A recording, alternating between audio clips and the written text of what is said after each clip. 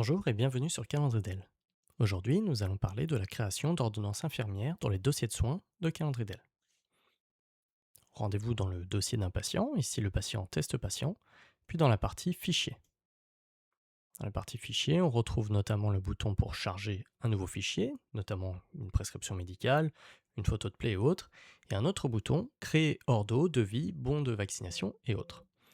Lorsque l'on clique sur créer ordo, on se retrouve avec la possibilité de choisir le type de document que l'on souhaite créer. Ici, une ordonnance infirmière. Le formulaire de création d'une ordonnance infirmière s'ouvre et nous pouvons donc commencer à renseigner les différentes informations, notamment le prescripteur qui est pré-rempli. Les informations de la personne actuellement connectée sont indiquées directement dans le champ, mais peuvent être modifiées à tout moment. On peut également utiliser les informations de la dernière ordonnance, mais aussi ajouter les coordonnées du cabinet par exemple si elles sont connues. Les infirmiers remplaçants ont également la possibilité, même si ce n'est pas affiché ici, de sélectionner un infirmier remplacé afin que ces informations soient également ajoutées dans la case prescripteur, puisque les infirmiers remplaçants doivent prescrire sous couvert, entre guillemets, d'un infirmier remplacé ou en tout cas un infirmier conventionné.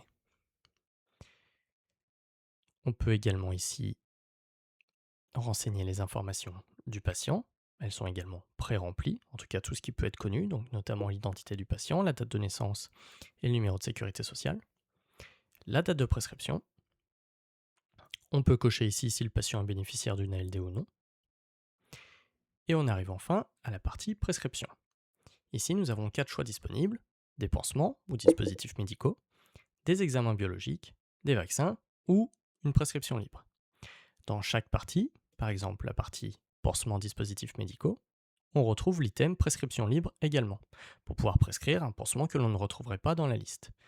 Idem dans les examens biologiques, dans les vaccins, et donc la partie autre crée directement un champ prescription autre. Si je me rends dans la partie pansement dispositifs médicaux, je vais retrouver une liste de prescriptions dites génériques, des compresses, sets de pansement, sérum fille antiseptique, et je peux également à tout moment taper une recherche. Par exemple, Gélonette. Et ici, je vais retrouver les différents items Gélonette retrouvés dans un ensemble d'informations qui recoupe l'ALPP et les informations du Vidal. On peut donc par exemple sélectionner le Gélonette pansement gras 10 par 10, une boîte de 10, et ça nous ajoute directement dans la liste des prescriptions le Gélonette. On peut indiquer ici une quantité, par exemple 3 boîtes, et combien de fois ce sera à renouveler. 0, 1, 2, etc.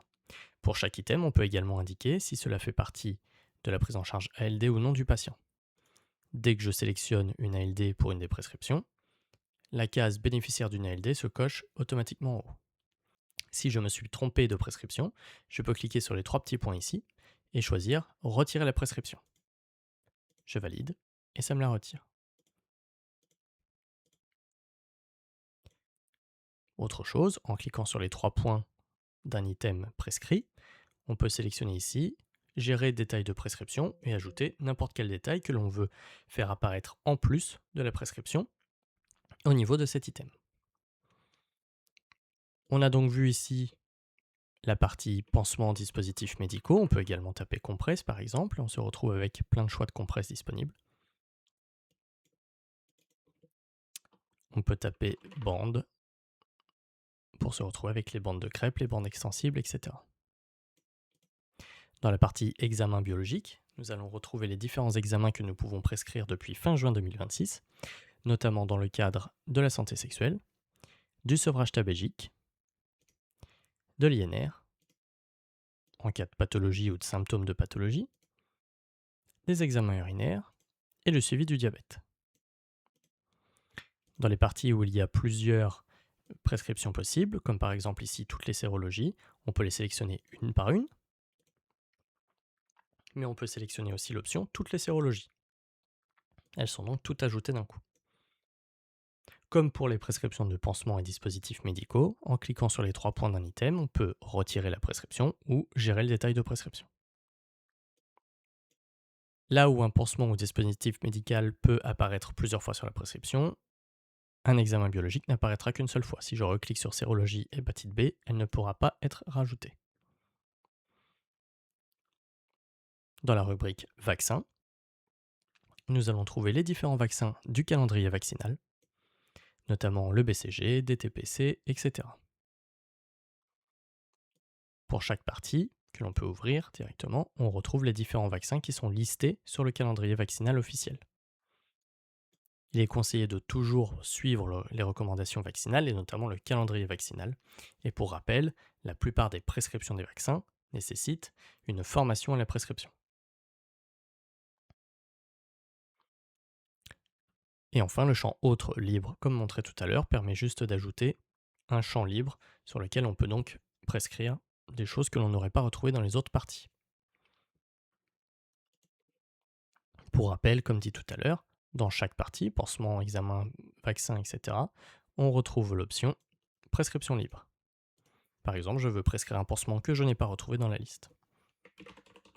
Des compresses de 5 par 5. Une boîte. Cette ligne est vide, je vais la retirer. Une fois que j'ai choisi toutes les prescriptions que je veux faire, je retrouve ici des petites statistiques qui me disent donc que j'ai prescrit 2 pansements ou dispositifs médicaux différents et 6 examens biologiques. Je peux ensuite choisir d'apposer ou non directement une signature à cette ordonnance pour pouvoir l'éditer directement ou l'envoyer par mail et autres, mais également renseigner différentes informations vis-à-vis du fichier. Je clique sur Générer l'ordonnance. Et ici, cela m'aura généré 2 ordonnances différentes. Une première pour les examens biologiques. On retrouve donc le prescripteur, le patient et les examens que l'on a prescrits. Donc en lien avec l'ALD, examen sanguin réalisé après prélèvement par IDE à domicile ou en laboratoire, les différents examens que l'on a choisis. Et on retrouve l'autre ordonnance pour les pansements et dispositifs médicaux, avec encore le prescripteur et le patient, mais aussi la date et le type de prescription, et le tableau de prescription. Donc notamment le gélonette que l'on avait pu choisir, avec des références qui seront utiles pour le pharmacien, la quantité, le nombre de fois à renouveler, mais aussi les compresses, ça c'était le champ libre. Vous pouvez donc à tout moment, dans n'importe quel dossier patient, créer une ordonnance infirmière. Cette ordonnance peut ensuite être visualisée en cliquant dessus ou téléchargée pour être envoyée ou imprimée.